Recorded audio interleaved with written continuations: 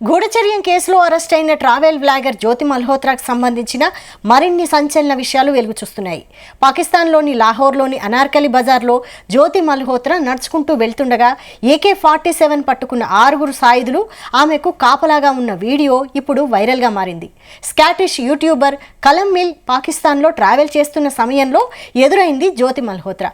కలం mill upload చేసిన వీడియోలో AK-47 సెక్యూరిటీతో కనిపించింది జ్యోతి మల్హోత్రా. సాధారణ యూట్యూబర్కు ఇంత భారీ భద్రత కల్పించడాన్ని తాను ఊహించలేదని అతను వ్యాఖ్యానించారు.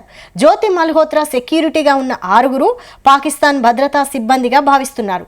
ఆ తర్వాత జ్యోతి అతనితో భారతదేశాన్ని సందర్శించారా అని ఆరా తీస్తూ తాను భారతదేశం నుండి వచ్చినట్లు పరిచయం చేసుకుంటుంది.